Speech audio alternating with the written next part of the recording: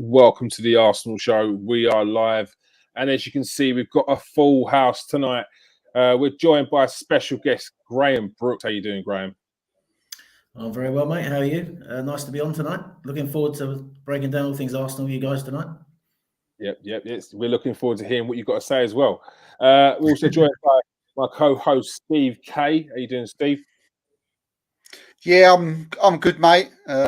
It's good to have Graham here, and echo what he says. Looking forward to getting into the Arsenal. What's been going on over the last week. All right, and also welcoming Jerome Marks. How you doing, Jerome? Oh well, yeah, very good. Thanks. Hello, everyone. Good. And we've got Con Marble Halls on the pod as well. How you doing, Con? Yeah, nice. Thanks for having me back on, boys. Good to see you all. That's all right. Right, let's get to it. Graham, we'll start with you. Was you at the game, the Watford game the other day? I wasn't. I was, as Steve knows, I wasn't that well over the weekend. So right. I didn't have a ticket to go anyway. But you watched it? I watched it, mate. Yeah, I did watch it. I'm going to the Leicester game on Sunday, so I'll be all right for that. All right, I'm not judging you on not going to the Watford game. But what was your thoughts? What was your thoughts on the victory and the 3 points? Yeah, look, it was vital we got the win. I think it was a game of brilliant goals, and we scored 3 brilliant goals. I think offensively we were great. I thought that defensively we were not so good. I thought we were a bit sloppy at times. But overall, I think it was an encouraging win. Puts us in the top 4.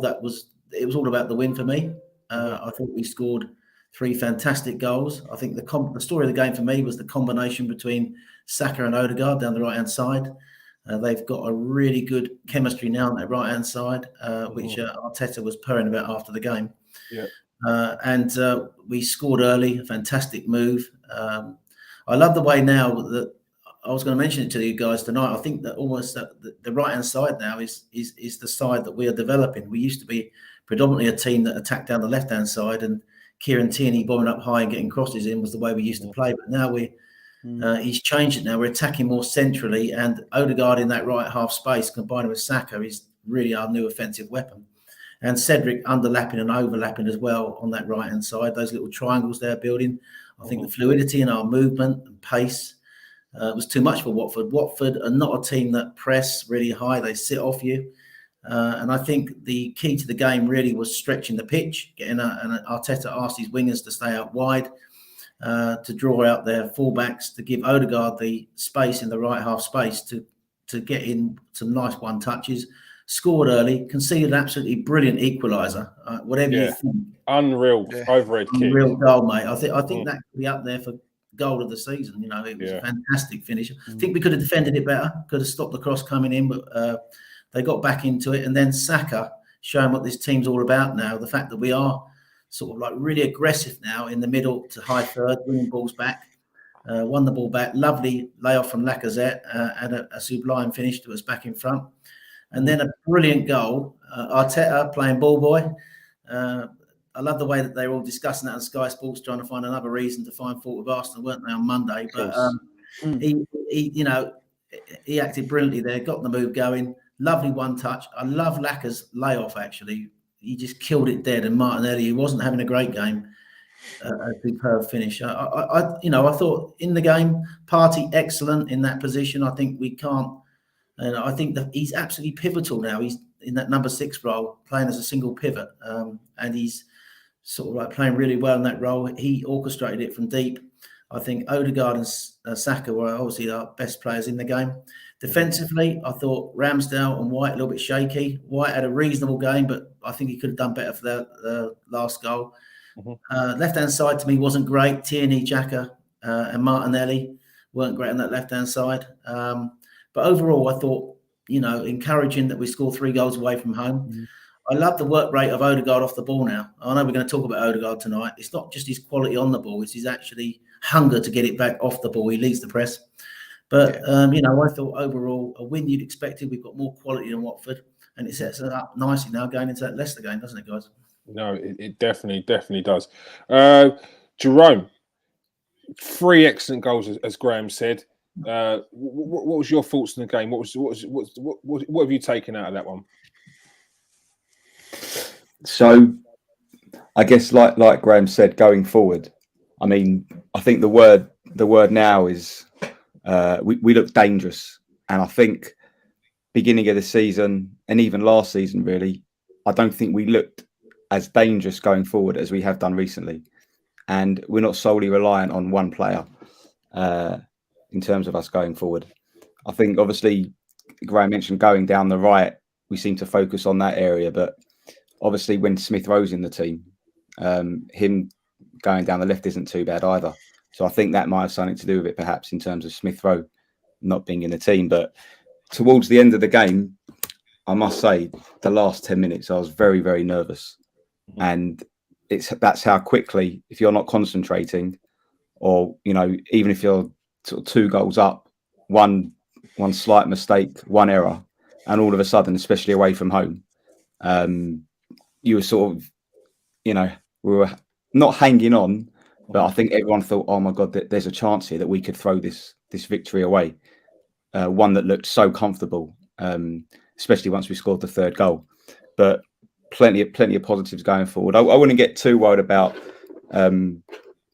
not maybe playing so great in terms of defensively.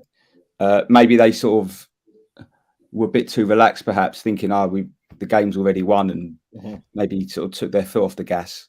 But, you know, going forward in terms of the rest of the season, there's so many positive signs, and the next few games especially are going to be so. I mean, every game is important, but so important. And if we can do well in the next few games, that's really going to set us up nicely for the remaining of the season.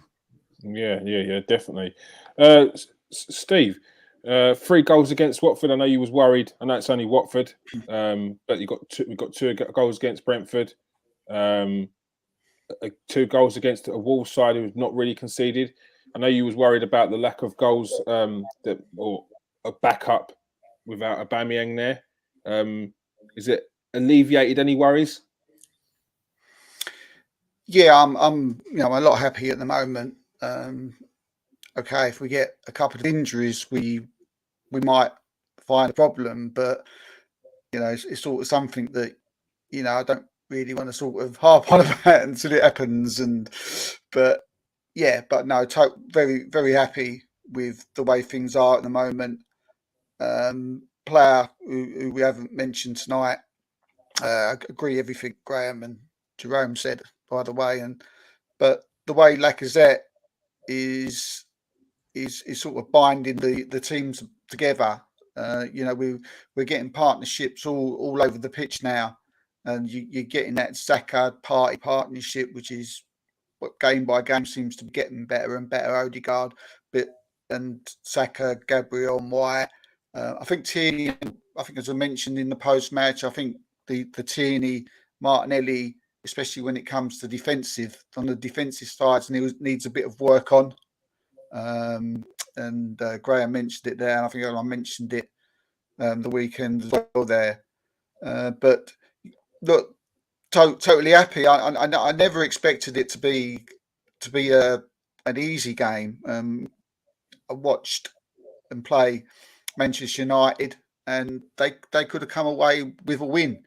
And these teams, like you just said there, like Brentford and Wolves, they've got things to fight for. You know, they've got, you know, some of them are fighting for their lives, and it's going to get to this time of the season where you're going to come up against teams like this, and you're going to think to yourself, oh, this is going to be a walkover.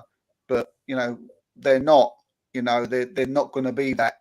And I think as long as we come away with the win, then it's great. And if we can come away with a win and also, you know, see that little bit of class that we also see in the Watford game from players like Ødegaard, from Saka, especially, then, you know, that's all for the better, for us. But great partnerships forming all over the pitch, loving it. And I think what's important, you say it wasn't one of our best performances, but even when, you know, that our players are not playing well, what I am seeing, I'm seeing the fight.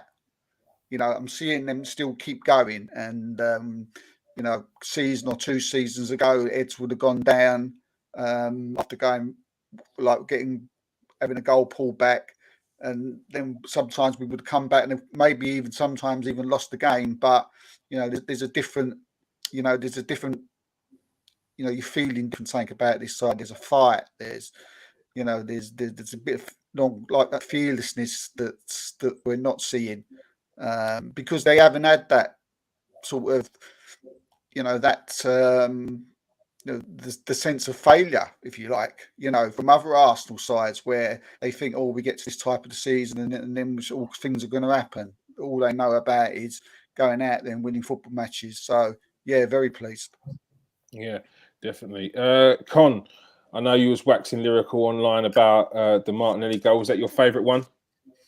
Yeah, it was, mate. I went the game, and it was a good day out. Watford's always a decent day out, local, not too far. But yeah, overall, just echoing what everyone else said, that Martinelli goal for me just epitomised everything about the team, really. Mm-hmm. Sort of got that that everyone's gelling together now. Sort of one touch, quick movement. Even the gaffers are getting involved on the sidelines, which I love to see. But yeah, it was just everything about it. The flick, the set from Lacazette, the finish, everything about it was just top class. And it was one of them games, like you boys said, lots of quality goals, but we could have had a couple of more. We could have added a couple more to make it a bit more comfortable for ourselves. Mm-hmm. In the end, I had a bit of PTSD from previous seasons, and when they scored that second goal, I thought, oh, please no.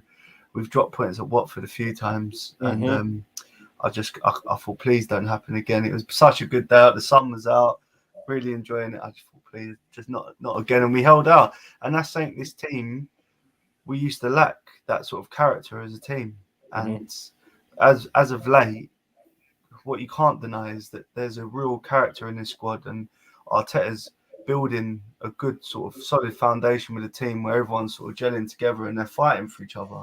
And as much as people say Arteta in and all this nonsense, Arteta out, what you can't say is that the team are not playing for him and everyone's playing 100%. And it's a team I'm loving at the minute. I mean, all of them I can get behind. All the new signings have really come in and worked hard for the shirt. And they're sort of, that's all you ask for as a fan. And when I go and watch them and they play and they score goals that I did yesterday, that just brings me back to when I was a kid at Highbury. And I just want to see them goals every week, but I know we won't. But it was a massive 3 points. And especially after Tottenham winning 5-0 yesterday, they're only going to get confidence from that. So just got to keep going, picking up these wins. And sooner rather than later, we'll be as strong as we can be for this top 4 position, because we have got our games coming up, so you've got to win them games away from home. So yeah, brilliant 3 points and just exactly what we needed. And every game, like you boys said last week, is like a cup final now, so we just got to keep picking them up, and hopefully come the end of the season we'll be there. Yeah, definitely. It's funny you say that about feeling like a kid when these goals are going in, because that it feels like the atmosphere is like when I was younger. The atmosphere around the ground, the atmosphere amongst the fans, it feels like we're coming together a bit more. Yeah, there's always going to be trolls out there that are going to have their sort of, I call it an opinion, but it's trash. There's always going to be those people out there, but it does feel like that everything's coming together. Like Mikel Arteta said at the start when he first came in, was the culture changing. I've seen that with the players, and it's starting to see it with the fans. Graham, you were saying that the defence was a bit shaky, but so far this season, the partnership and the togetherness that they've built between not just Gabriel and White, but Tierney, Ramsdale, Tomiyasu when he's been in, and even Cedric when he's been in, it's been absolutely class, hasn't it? Yeah, I think overall, I think it was more a blip on the day. I think that the first thing Arteta did when he came in was solidified the back line. So if you go back to the start of the season, we were solid. We got solid. That's the first thing he did with the team. He made the signings. When you think back to the early start of the season, I think our back line, Leno was in goal, Chambers was at right back, and Mari was at left centre back, wasn't he? So you having players like that in your back line. But he's, since that August transfer window closed and we moved to this new back line with Ramsdale in goal. I mean, not just his saves, but his distribution has really been key to the way we play. Tommy Asu, who's able to do that inverted right-sided role, has been brilliant in the team. White and Gabriel's a combination is growing as the season's gone on. One or two errors lately. Gabriel obviously made the error for the Wolves game, and White, although had a reasonable game against Watford, obviously I think should have done better to prevent that shot coming in from Sissoko that pulled go back for them. Kieran Tierney in his new role, I think defending is obviously having to adjust. So he, but overall, I think the solidity in the team has been there all season. It's one of the reasons why we put together the run. And then slowly but surely since November, December, since the Everton game, he's unleashed. Since Aubameyang's gone out of the team, obviously Laka come back in, which is, I think, instrumental to the way we build up, gave us a focal point. And he's given these young lads the chance really to play with the sort of like fluidity and movement now that we've got, with Ødegaard and Saka, Smith Rowe on one side when he plays, or Martin. I think Martinelli coming in, I think, has been a major influence on the season in that wide left role. And I think that, I think what we've got now, if you look at the pitch and build up, it's a 4-3-3. He's moved to the 4-3-3, which you had to have the solid base to do that, and then get Partey playing at number 6, where he can play that single pivot role and enables the two number 8s to play either side of him. A bit like we saw that with Man City, the way Fernandinho used to be at the base, and they had like Silva on one side and De Bruyne on the other. So that is the key to it: the solid back line which we've had, enabling the team to be what it's become, fluid in movement. And we've pushed further up the pitch now because we got players who can recover, players who can win their duels one-on-one. So we play higher up, the spaces are smaller, and he's tweaked the team a couple of times. So when Tommy Asu plays, he will play inverted and Tierney will go higher on the left-hand side. But now Tierney is, now that Tommy Asu is injured, Cedric is the one playing more forward on the right-hand side. It means Tierney's got to adjust on the left-hand side and hold back. So, I think that the solidity has been there all season. Gabriel made an error against Wolves, but he's been brilliant for us. And I think defensively we're a little bit sloppy against Watford. I think I can't remember if it's Jerome who said it. That basically I think that maybe it might have been Steve was talking about we may be expected to beat Watford, and there's a little bit of complacency a little bit maybe in the performance. But I think that's a wake-up call, and I think Arteta would address it. I think that he would have noticed the way Sissoko bombed past Xhaka unchallenged. He would have noticed that players weren't picking up players, and he won't have that. And I think we'll get that right, and we'll be more solid in the next game. But overall, I think the team has been more solid overall this season. One or two errors lately, but I think they're a young group. You have to remember that's what you get with young players. Inconsistency, the odd error, but overall, I think this season the success of the team has been built on solidity at the back. It was not so great at Watford, but yeah, you're right. We had that solidity, I think, all season, and that was the basis for the teams come and enable us to go on this good run and get us up now into the top 4. Yeah, what were your expectations at the start of the season?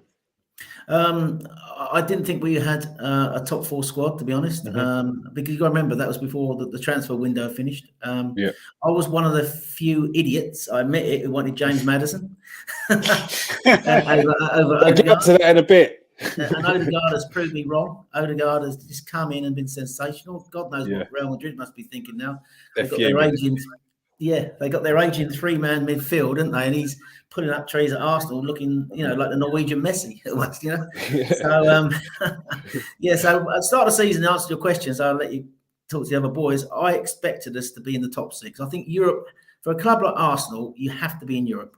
And you've got to remember, we posted losses in the last couple of months of last week even, of £100 million. And if we had European football, that wouldn't be 100 million, wouldn't it? We're not like Abramovich. Chelsea's Abramovich. We are a self-sustainable model, more or less, still, even though we've got American owners. So we need European football. So I think the idea really for me was I thought we would get in the top 6 this year because I could see Arteta improved the team towards the back end of last season. I know we're going to talk about the improvement, later in the show, but I thought there already was improvement at the back end of the last season because we were so crap up to December last year until he moved to Smith Rowe at number 10 last year. Kieran, when he put Smith Rowe at 10 against Chelsea, that was the turning point for me when we turned the season around, had a good finish, but couldn't get higher than 8. So I was confident we could get into the top 6 this year, but I honestly thought Man United, I did not see the slip off from Man United.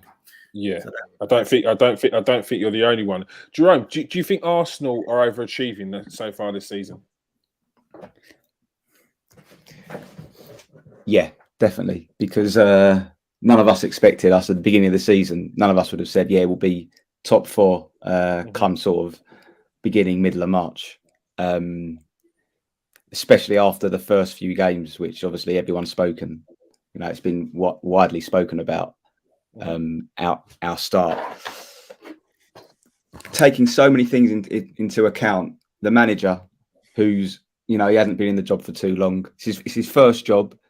The young players, signing players that weren't maybe popular signings. The goalie, you maybe 50-50 in terms of the split between supporters, whether they thought that was a good deal at the time.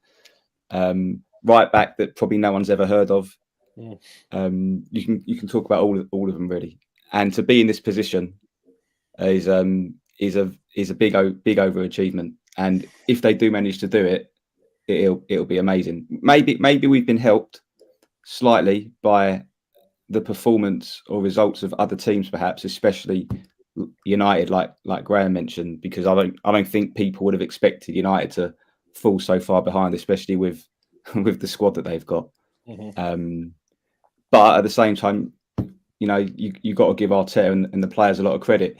Getting rid of our, in inverted commas, main man as well in January, and still being able to be in this position, not strengthening the squad in January, and seemingly on an upward trajectory. So, I would say we're definitely overachieving, and I think it'd be hard to argue otherwise. Yeah, same here. Steve, do you think Arsenal are overachieving so far this season? Well, I'm going to argue otherwise.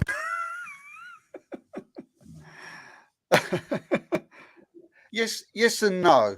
Yes, we never thought that we would be here, would we? We never thought that we would be in this position. We would just be happy to be in Europe. But how'd you class the word overachieving?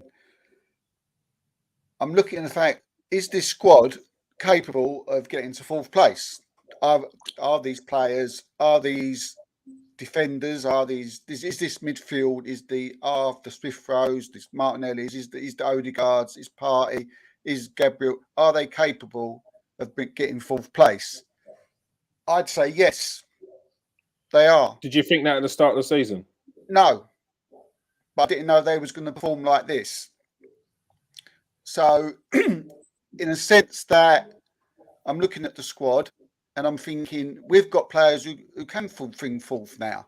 At the beginning of the season, I didn't know. We didn't know what the players was. We didn't know how Partey and Xhaka were going to form.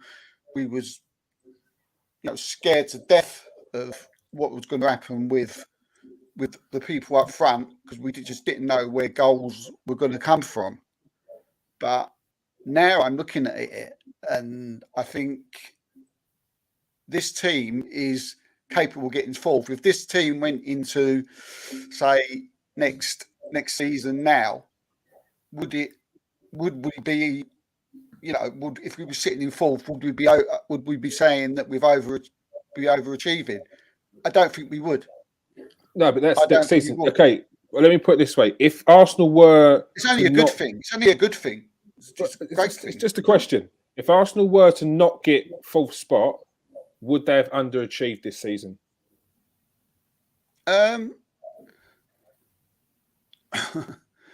It's a really difficult one. They wouldn't. But then there's 3 other. Now what I'm saying, we're competing with Manchester United, Tottenham, and maybe not Chelsea because they've just gone on a bit of a downhill. But we're competing with them. And I'm looking at the beginning of the season, I would have said I was 100% under it. We would be overachieving. But I'm looking at the squad now, and I'm trying to take it as like looking at what I see in, week out on the football pitch, and I'm looking at that. Is that team capable of finishing Champions League? If this team started at the beginning of the season, now what I'm saying is these players are not going to go backwards next season. They're only going to go forwards. So now you've got to look at it a little bit differently. You have to. You've got to. Because it's not like when you say overachieving, you're thinking you're going to next season, and then next season you'll finish 8th, right? Because you haven't got the players, the quality to go on. Right? That's what overachieving is. Oh, you'd say something like Leicester, did they overachieve to win the title? Yeah, they did. Hence why they went backwards.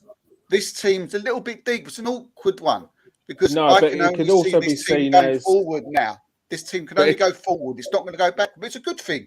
It's not. No, but it could also be seen as overachieving is in with the age of this team, with where they were at the start, and how they've progressed. Are they overachieving in terms of we didn't expect them to be at this level where they are now? No. We expected them to maybe be a couple, like maybe in the 6th spot, and we're still looking at other players to think. Go on, Graham. Yeah, Kieran, before you go to Con, I'll just come in and give you some stats, boys. Just sort of like look at the back end of last season and then what we've done this season. And I think Steve was sort of coming on to that point, and I think you were as well, Kieran. It is a young team. So they literally at the start of this season, they reset the barometer basically to go again with a young team. So you could argue that because they've reset the barometer, they weren't expecting Champions League football this year. But I've been doing a bit of number crunching, right? So if you look at the back end of last season, if you look at the league position, first of all, we are in 4th place with 48 points from 25 games, right? So if you go to the back end of last season, we played 24 games and scored roughly 47 points. We've got 95 points in the last 49 games, which I worked out averages 1.94 per game. 1.94 times 38 games is 73.67 points. So that is 74 points. 67 last year got you in the top 4. I think you're going to need about 70 to 71 this year to get into the top 4. I think looking at Tottenham's fixtures, I think they've got such a favourable run of fixtures. I think they could be our biggest challengers, But I would say we've overachieved, Kieran, because they reset the goalpost, reset it going with a young team. But we've matched the points that we got at the back end of last season, and our form is worthy of a top 4 space. So if you look at it like that, so I would argue that we are. He's getting the most out of these players, more than the most, and the young players are. The team's evolving. It's evolved in front of us this season, from the solidity at the back to the fluidity up top, and they're producing results now. We've won 8 of our last 10 games, 25 points out of 30. Yeah, that's the biggest return in any European league. So, I'll let you go to Con now, as I've said enough. But if you get my general point, it's just that it's a very difficult one, as you say. You're right, Kieran. At the beginning of the season, I'm not here to ask easy questions. Sorry, I'm not here to ask easy questions. It's an hard one because you're right. At the beginning of the season, you would say there's no way this team is, and you would say, but where we are now, we would say if we were here now, we would expect to go backwards to the way they are. We thought we've well overachieved here, haven't we? Because we know that this ain't going to last for long. But we've got this special team forming in front of us, and it's like, it's like Graham said, last year's second half of the season was up there with any team in the league. Like I think it was only just behind Man City that Arsenal were as good as, which is ridiculous. And then bar the first 3 games, once we started to get in our team together and we started getting our stride, we've been excellent. So that's why I have that little bit of confidence that going into this final run of 13 games that we can actually do it, because I've not seen, I think I said last week, I've not seen, we had the Man United Everton game, but there's not been too many blips. No. Like we're looking at like the likes of the 0-0 draw against Burnley and we're losing our heads. but that's just a minor blip in this journey that we've had so far. Yeah. Con's been sitting there patiently. Sorry, Con. What's your thoughts? Do you think Arsenal have overachieved this season? Well, at the beginning of the season, you wouldn't have looked at Arsenal and thought, yeah, we're going to be bang on a top 4 challenge. Just purely because there was going to be 4 teams battling out for the title, everyone was saying at the beginning of the season.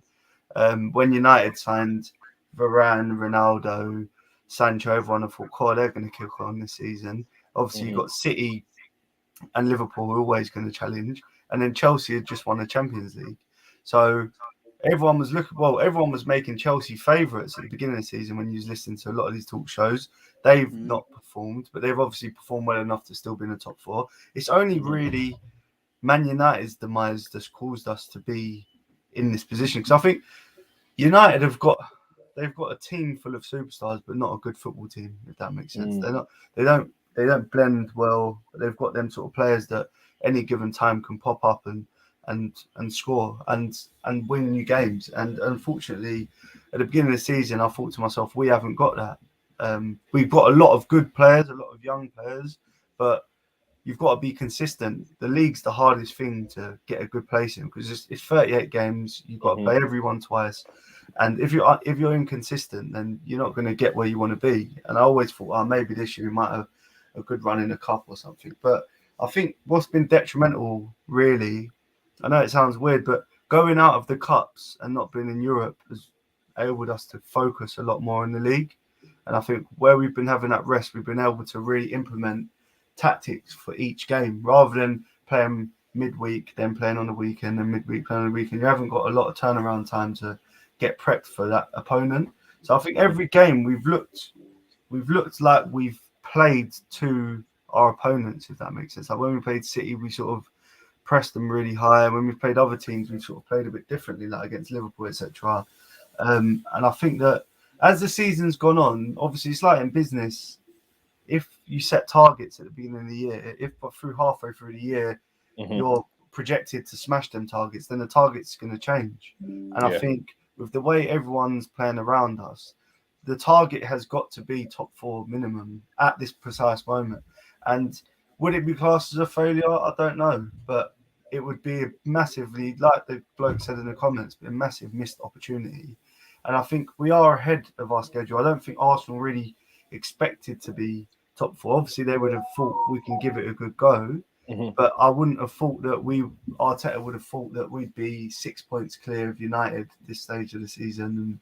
And 6 points clear at Tottenham, before yesterday, and have 3 games in hand on United with 1 point more than them. So I think there's still a long way to go. There'll be a lot of twists and turns. I think we've like you guys said, we've got these games in hand. They're not easy games, but the way Arsenal are playing, I feel like we can go and turn anyone over at the minute. I think we've hit form at the right time of the season. It's usually the opposite way around. We always sort of hit form when we're out of any sort of race previously. Once we're when we was with Wenger, once we was out of the title race, we'd win the last 6 games or 7 games of the season, and we'd be like, it was close. If we could have won a few more games before. Yeah, it's no good now. Yeah, and I mean, I just feel like you guys said, I think that what Arteta's done goes under the radar because we're Arsenal. We're always expected to challenge, but realistically, we was in a bad state. We had a lot of players you didn't want, a lot of players who didn't want to be there, who was on big wages, and credit's got to go to him and Edu for getting rid of a lot of them players, taking the hit.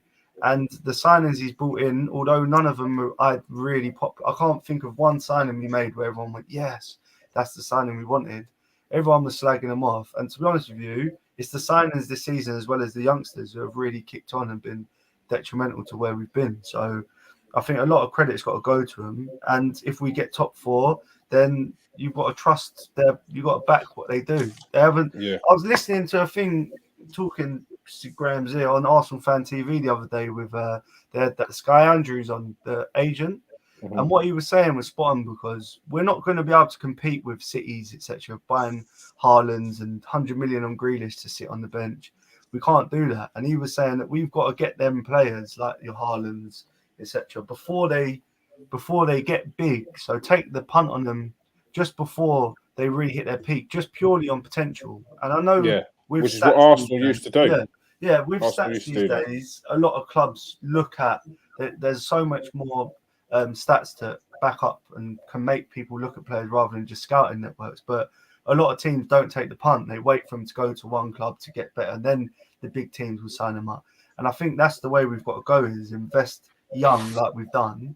And then not only are they going to be good players for us, they're going to have a high value that we can then, if we was to sell a Saka, not saying I wanted to, you're going to get nearly £100 million for him. And then if you reinvest that money wisely, you could get maybe 2 players that could come in. And I think that's the way we've got to go to be able to compete again, because we can't compete money-wise. So we're going to have to trust, from these signings this season, trust what they're doing. And if we get top 4, then no one can complain. And you just got to let them get on with it, because I think they would have worked miracles this season.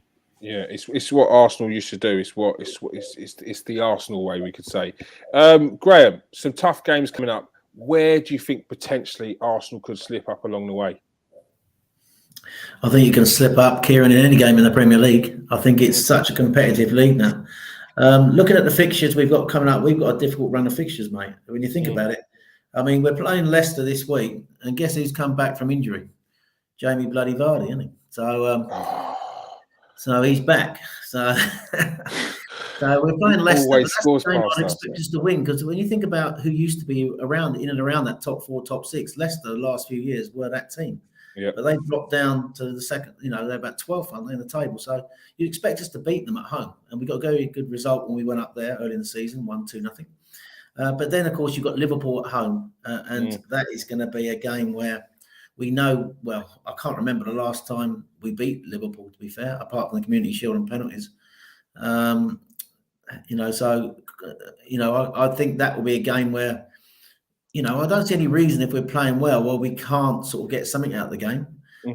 But we'd have to be really playing well. If we go into that game and put in the type of performance we put in against Man City back on New Year's Day, if we play at that level and we can sort of like do a job on Salah, I think that, we could get something out of that game. The next game after that, I think, is they've done us no favours, have they, the Premier League? Because I think we play 3 games in 6 days. So we play like Leicester on Sunday, we play Liverpool on Wednesday, then we play Villa 12:30 Saturday. So away from home as well. I don't know what you boys think is a realistic return out of those games. I would take 2 wins. If we could get I was going to say 6 points. If you offered me 6 out of 9 and we lost Liverpool, I'd take that. But I was looking at our fixtures, Kieran. We have got some really difficult fixtures coming up, and Sky already got the cup final lined up for the end of the season. That Tottenham fixture is going to be in May, isn't it? You just know it's going to be the top 4 playoff. So we've got to go. We've got Liverpool at home. We've got to play Man United at home. We've got to play Tottenham away. Now, I think the key to getting top 4 is not to lose any of those games. They're our rivals. If we can sort of get a win or a draw out of those games, don't give them points. That'd be fantastic for our position. But we've got some difficult away games. Southampton away won't be easy. Newcastle away with the owners won't be easy. West Ham away won't be easy. But if you're looking at the next 3 games, I think you've got to take it one game at a time. You can, in answer to your question, you can slip up against any team in the Premier League. Leicester on their day are a good side still. But if Leicester at home, Liverpool at home, Aston Villa away, got 2 home games. So I will be hoping for 4 points there, possibly. But if you were to say to me, look, we'll probably lose to Liverpool and win the other 2, I'd take that. But we could slip up. I mean, Villa under Gerrard had a little bit of a renaissance, but they're not quite the team they were, although they beat Southampton 4-0 last weekend. Leicester, not really the team they were last season. And I think we've got momentum. That's one thing we have got, and a lot of belief in the team now. Players seem to know what they're doing in this team. They understand where each other's going to be on the pitch. As Steve said, lovely partnerships forming all over the pitch. And I think, the team, one of the advantages when you've got a small squad is everybody understands everybody's role. And I think you've seen that on the pitch. Yeah. You can't take any team lightly. Leicester, we could easily go and not win that game. I expect us to win it, but we might not win it. So we could slip up and answer your question against any team. I think it's important. You talked about blips, and I think that's a very good point that I think it was Con made it actually. We haven't had that many blips this season. Or you might have said it, Kieran. I don't know which one of you said it.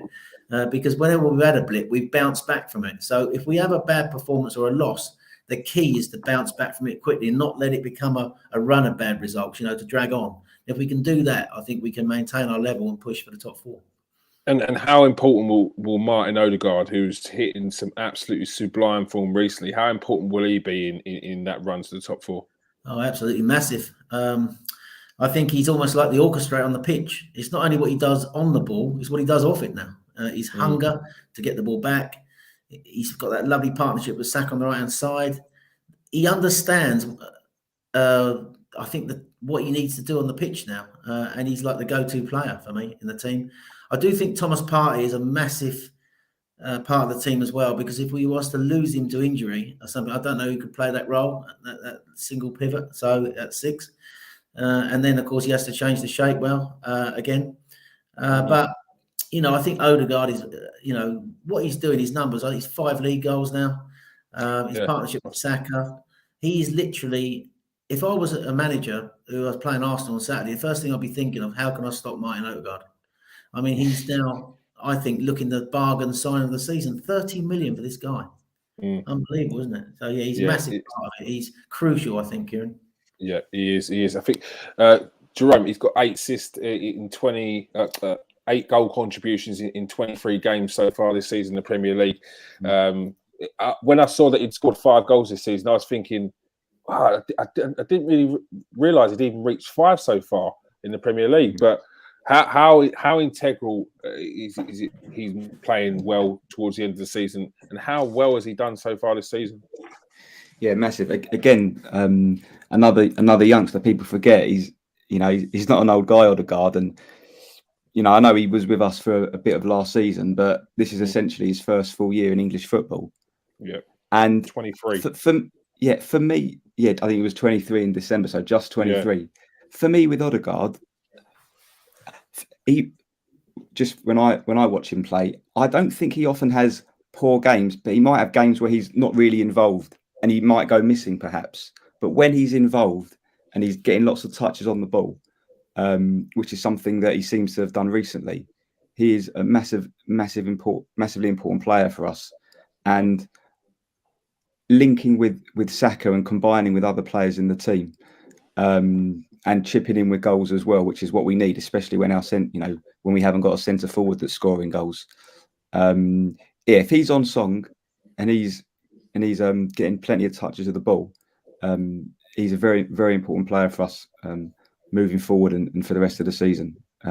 Again, the price tag, amazing deal that they've done, Arsenal. Absolutely excellent. And I know we're not maybe talking about this tonight, but there's going to be a new captain of Arsenal, and definitely a name that's in with a shout of that in terms of his attitude, not only the way he plays, but his attitude, how he carries himself. Excellent person to have at the club. Yeah, no, he is. I don't actually think he's that interested in it. I think he just wants to play his game. Steve, how good is Martin Ødegaard's link-up play been, especially more recently, and especially with that goal that he scored? I say him and Saka, but it was an assist from Saka. But the link-up play between those two, phenomenal. Yeah, it's like we was talking about earlier, with the partnerships that are forming all over the pitch. But his partnership with Saka is just a pleasure to see, because we haven't seen this type of thing for a while. We see it with Lacazette and Aubameyang for a bit, but that obviously didn't last too long. I don't think we've had a player like Ødegaard for a long time. Like Saka, we haven't had a player like him for a long time. He does things on a football pitch that makes it so easy for other players. He sees things that others don't see. How many times he's got back to the ball and the ball's played from him, and he's already played the ball before the ball's come to him. If you're watching him on the pitch, you know where he's going to pass the ball. And you know it's going to be an amazing pass because he's either got his back to play, and yeah, I mean, he reminds me as some of the greats, from going back, Arsenal legends and players like Leah Brady and Dennis Bergkamp, Mesut Ozil. A little bit. We wanted to see so much from Mesut Ozil, and it looks like we're going to get it from Martin Ødegaard. I mean, last season there was times where he got isolated on the pitch, and he was also sort of boxed in by his teammates. I remember saying that having two strikers on the pitch was causing him problems. I remember saying that having that with Emil Smith-Rowe together, there's too many to bring someone out, and it's quite glaring to see that he definitely, since he started really playing the football, is the best that we've seen at Arsenal.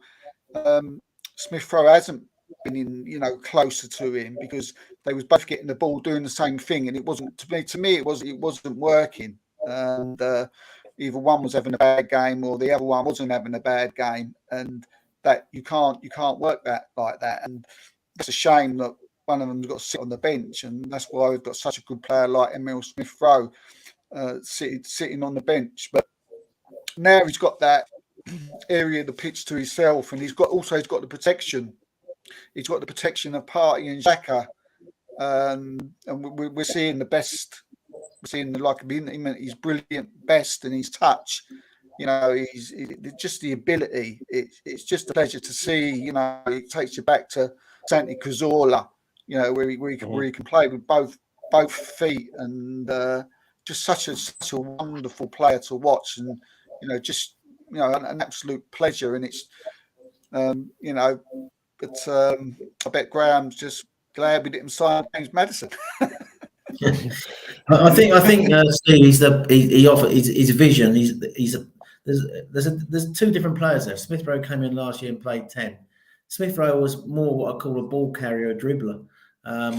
We got those ball carrier dribblers in our team now, like Saka and Smith-Rowe. Ødegaard is like an artist. He sees things. You said yourself, he sees things on a football pitch other players don't see. I think his vision, his passing, he's the best passer, a fantastic passer. And I think he can do things. When he came to the club, we were talking about him being a number 10. And I think early in the season, he was playing slightly deeper when we first went 4-3-3. But we've now moved him forward into that right half space, which I think is his best position. We finally found the right position for him. Been helped, obviously, by the way Arteta's changed the team shape. With Xhaka being slightly more advanced as a left number 8 and Partey sitting at the base.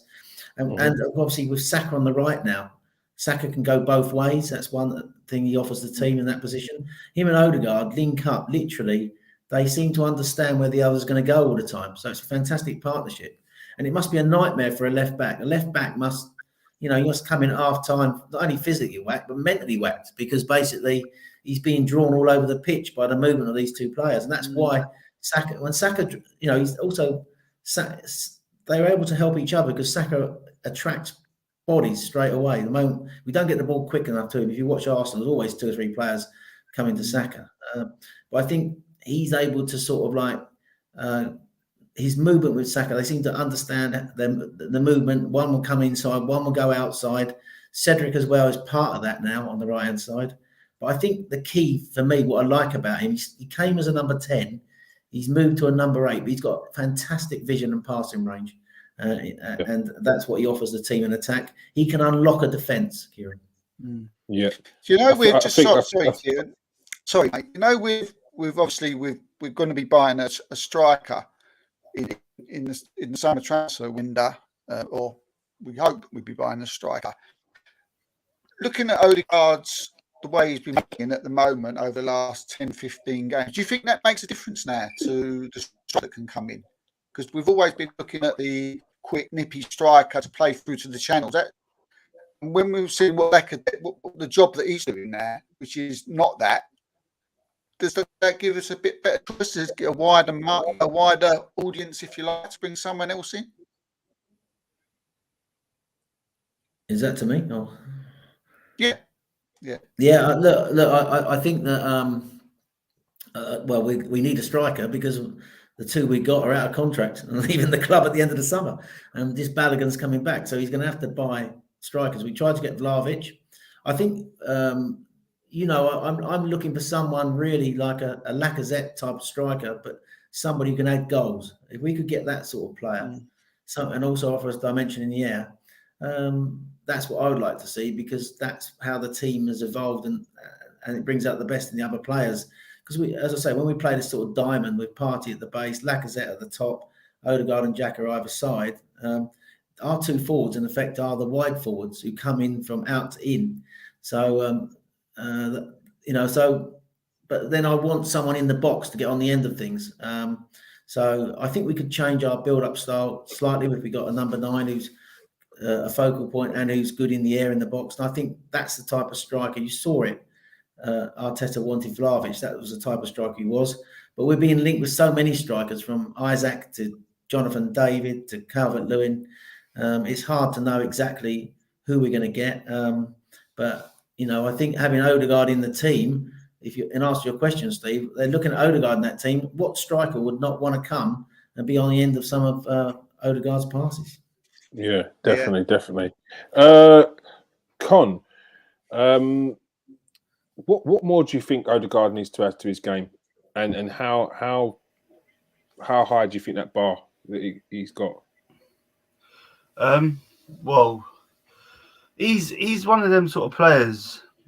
Although goals and assists is what everyone looks at, when you watch him play, he offers so much more than just goals and assists. Like so a lot of people get blinded by stats. Like they look at another sort of playmaker, should we call him, and they'll be like, "Oh, he scored this many goals, he got this many assists." Obviously, they are important. They're what win you games, but it's the little things he does. When you watch him, he holds on to the ball for that sort of extra second longer, just to create that bit more space, or just to wait for that pass. Whereas another player might rush that decision, maybe overcook a pass or play the ball when it's not quite on. And he's got that sort of calmness that he brings. And when he's on the ball, I just feel like he can do something with it. And it's not met. We used to have loads of players like that at Arsenal, but it's been a little while since we had that sort of player. I mean, yeah, you could say some more. He's done all right for goals this season. Maybe a few more assists, but everything, I don't know, everything about him just impresses me. The way he applies himself, he's a professional. He sets the press as well. Like when we press, you always notice he's the one who sets it. He goes. When he goes, everyone else goes with him. And he's a tireless player. He works hard for the team. He dropped back. If he ain't getting the ball, he doesn't shy away.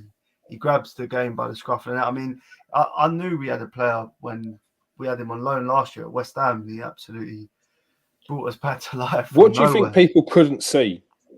Well, listen, everyone sees James Maddison is proven Premier League player. Yeah, scores a lot of goals, assists, but he's a different player to Ødegaard. And what you got to remember is Arteta had him last year, and he's obviously it's not all about on the pitch. I know it sounds stupid to say, but you want a player who doesn't think he fancy himself and think he's bigger than what he is.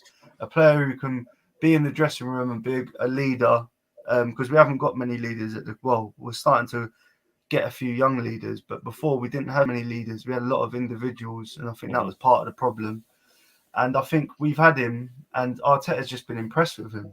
And I think the whole Maddison thing might have been a bit of a smokescreen to try and drive that price down, because for us getting him for 30 million, it's madness. And they must be fuming. They must be. They must be. But I think it's no surprise our uplifting form has been when him and Partey have suddenly picked up form, because them two are so important to what we do. Because the youngsters, we know what we get from the youngsters, they're quality, but it's having that stability in the middle of the park to really grab the game by the scruff of the neck and create chances, rather than the ball's just getting whipped out to wingers, right, go and do something. Now it can go to Ødegaard to create that space for them wingers to do something. Do you know what I think his biggest problem was? He was replacing Mesut Ozil. Yeah. Simple as that. Because a lot of the fans, I can remember when we played West Ham last year, Con, I put a perfectly innocent tweet out. I was absolutely lynched on social media. I was actually trending with Arsenal fans taking me apart. But Basically, you know what that is? It's because there's all these stands. Accounts. You said yourself, didn't you? He literally grabbed that game by the scruff of the neck. We were 3 down. And he got us back to 3-3. It was his performance. Yeah. That was away from home. That's one thing he offers that Ozil doesn't offer. Now, Ozil, I'm a massive Mesut Ozil fan, right? One of my favourite ever footballers. Absolutely privileged to see him play for Arsenal. I loved him to death. And I would not in any way undermine Mesut Ozil. And Ødegaard's got to do a lot to repeat the career that Mesut Ozil had. He's nowhere near Ozil's level. But what he offered in that game, apart from the ability on the ball, was work rate off it, which Ozil's always been criticised for. All I put on Twitter that day was Martin Ødegaard doing what Arteta always envisaged Ozil to do, right? It was just an innocent comment, really. That's getting taken from 20 different angles. Absolutely lynched on Twitter, you know? But I think he's bitten that, and I'm thinking, right, his biggest problem is, in effect, he is replacing Ozil in that role, isn't he? He is our main creator. And a lot of people never got over Ozil leaving the club. I mean, I struggled to do it myself, you know. But that to me was clear, and that was the thing you had to overcome. Yeah, I think just sorry to add on that. I think what this fan base said, we're a massive fan base. So we've got a lot of fans all over the world, which is brilliant.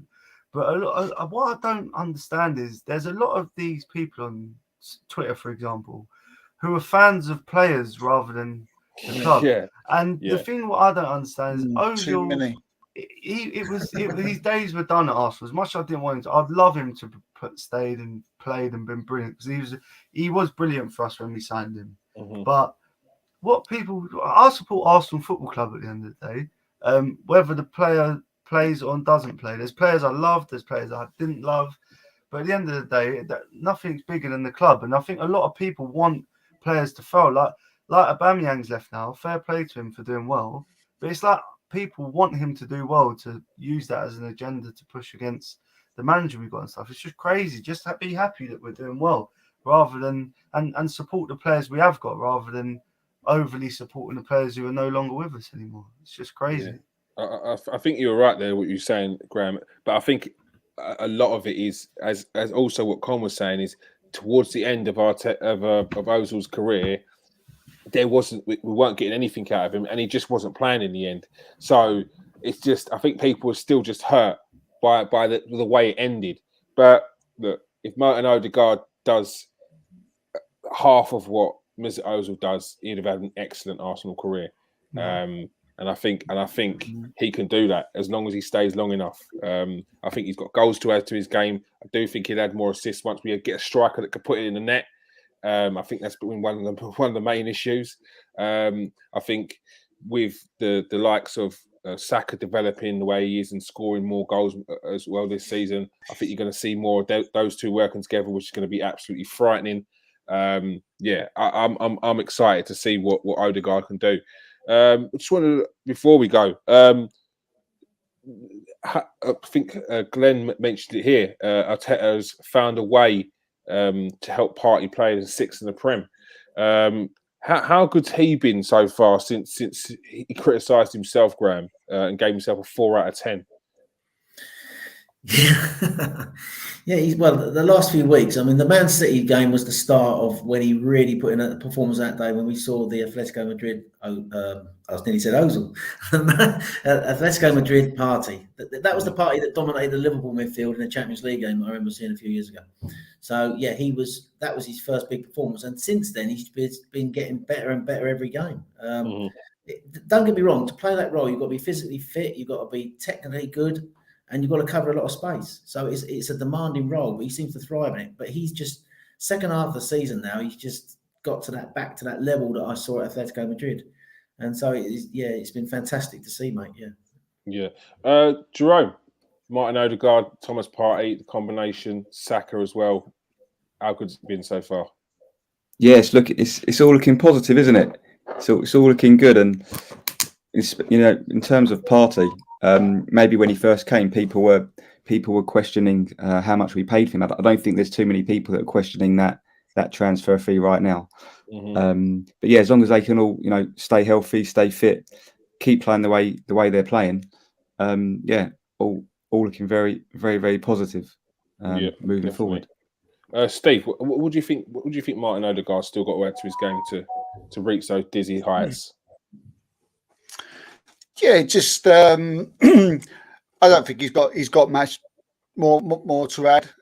He's probably got to get probably shooting boots on it more, maybe score a few more goals. But when you've got a partnership going like he has with Saka, it's he's doing that for them, and as long as he's doing it, Ødegaard doesn't really need to score them. And there's such a fantastic, incredible, so much excitement will come in now from that side. It's every week. I just can't wait for an Arsenal game to come round. I mean, you look at whereabouts are they in the league of right-sided players? I mean, to me, they can be up there. They'll be up there with the best next season. You're talking about Man City's right side. You're talking about Liverpool's right side. You're thinking of Partey, Ødegaard, and you're looking at Saka. How many years is that away? Yeah, it's not far away. I'm telling you, that's not far away. Someone like Saka is going to be. They're all on their way to world class. So they're on their way to world class, and Thomas Partey finally is there's always that thing. It takes a bit of time to come into a new league, and I think that's what's happened. But answer your question with Martin Ødegaard, there's not really much more. I mean, apart from maybe scoring a few more goals, then I don't see much more. I mean, we're seeing the touch, we're seeing the partnership he's got, we're seeing the work rate, and all we can see is now is just being added to that. If someone was to say to us, "This is Martin Ødegaard, and he's going, we're going to stay like that every season," you take it, and that would be going for a title, and that would be if you're going for a Champions League place or a trophy. You would take Ødegaard now and not improving. He's that good now. He's that good. If he plays the way he has been doing over the last 3, 4, 5 games, but it's scary that the fact that this kid will get good. We spotted him a long while ago, Kieran, when we did the Golden Boy. We pulled him out and we said to this bloke with nobody even knew him. We said, "Watch this kid," and look at him go. And I just can't. There's not much more he can improve on. Probably it's just the exciting thing is that he's going to improve, and that's fantastic. Yeah, it is. All right, that is all we have time for. Big game Sunday against Leicester. Going to be a tough one. We're going to do a preview for that one. We'll do it on Saturday. What's today's day? Oh, yeah, it's on Sunday. So we can do it on Saturday. So we'll have the match preview of the Leicester game on Saturday. Make sure you join us for that one. Thank you very much for joining us tonight, Graham. No, it's been a pleasure. Really enjoyed it. Nice to meet you all. We've all got great views on our club, and we all want the same thing. We want Arsenal to get into that top 4 and get back at the top level of the game where fans deserve. So yeah, it's been great listening to you all tonight. You all got great opinions, and Kieran, brilliant host, mate. Enjoyed it. Thank you. Thank you very much, Graham. Thank you very much. And we're joined by Con Marblehall. Thank you very much for joining us tonight, Con. Cheers, boys. Thanks for having me again. No, of course. And Jerome Marks, thanks for joining us tonight, Jerome. Yeah, of course. Nice speaking with you all as always.